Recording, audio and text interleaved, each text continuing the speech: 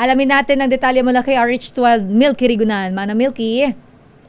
Sister Ella Lakay, nakakaalarma ang lumalalang cigarette smuggling sa bansa na nagre-resulta ng pagkalugi ng gobyerno ng bilyong-bilyong piso sa forma ng buwis.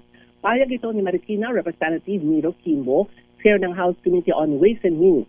Sa hearing kung saan bukod sa pagkalugi sa government revenues, banta rin ito sa kalusugan ng publiko. Ang hearing ay resulta ng pagkakasabat noong Enero ng 32 trucks na puno ng kontrabando na nagkakalaga ng 2.6 billion pesos. Sa operasyon na isinagawa ng Bureau of Customs at PNP Highway Patrol sa Malabon at Batangas. Ayon kay Kimbo, kapag naipuslit ito sa merkado, 1 billion pesos ay kalulugi ng gobyerno na dapat ay kita sa buwis. Sabi ni Kimbo, matagal ng problema ang smuggling ng sigarilyo, pero ang nakababahala ngayon ay malawak ang operasyon na may tuturing bilang major criminal enterprise kapareho noon ng Pogo. Git ni Kimbo, mas malawak na operasyon mula Luzon hanggang Mindanao, may mga dayuhan na kasangkot at mga Pilipinong backer. Anya, habang bumababa ang pagkolekta ng buwis sa sigarilyo, parami naman ang nagsisigarilyo taon-taon dahil mura ang contraband cigarettes dahil hindi siya nagbabayad ng buwis sa pamahalaan. Ako si Milky Rigunan nagulat para sa DCRH. Yes, Akay. Congressman pala si Miro Kimbo ngayon. Oo. Siya ang congressman ngayon ng Marikina, Lakay. Ganun At ba?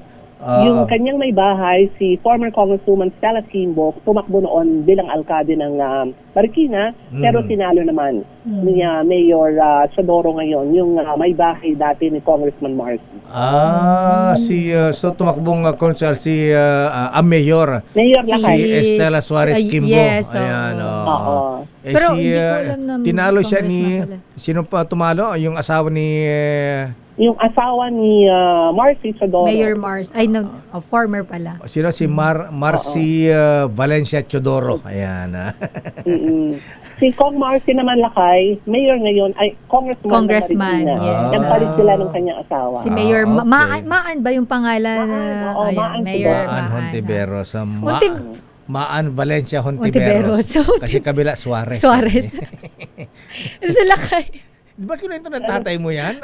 Kinuwento ng tatay ni Manang Milky si Colonel Rigunan eh. Sabi niya, alam mo ang sikat na mga bold star nung panahon namin. Estela Suarez at saka Divina Valencia. Hindi naman bold na actress, mga sexy actress. Sexy daw actress yan. naman, Lakay. Ko talaga.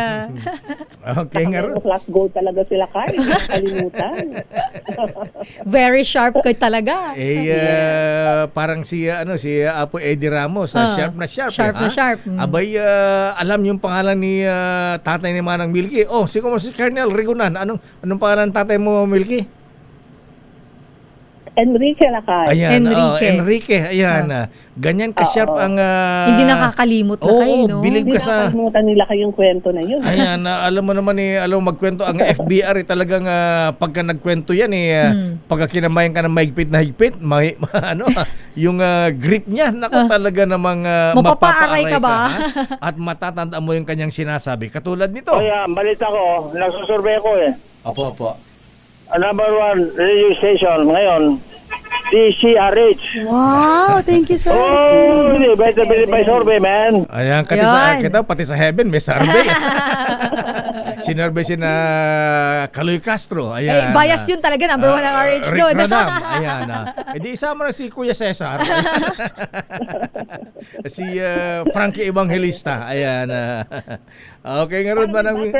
Sister El Lakay, sinabi yan ni former FDR doon sa Paresko ng Malacanang. Ganon ka bilib ka kay FBR. Tungkol sa aking tatay. Hindi nakakalimutan ni Lakay yan. At saka yung mayor sa amin, the late Colonel Samuel Pagdilaw Sr. Ayan, tandan-tanda yung mga dati yung mga tauhan. Talagang hindi niya nakakalimutan. Ganyan ang FBR, Sister L. Ayan. Parang ikaw, di nakakalimot. Panahon pa ni Kopong-Kopong yun, Manang Milks, di ba? Siyempre, lalo pag kami utang ka sa akin, hindi ko makakalimutan yan. Hindi nakalimutan nila kaya. Okay nga rin, Manang Milky, ano ang latest sa impeachment kay VP Sara? Wala pala kay kahapon inaantabayaran namin kung mailalagay sa order of business, pero baka daw next week para mai-refer na kung mai-refer sa House Committee on Justice o kundi naman yung fast track mode para mai-direction na sa Senado. Okay. Ayan. Okay nga, Rod. Maraming salamat, Manang Milky. Magandang umaga lakay, Sister El. Ako si Milky Riguna, nagulat para sa DCRH. Una sa Pilipinas, una sa Pilipino.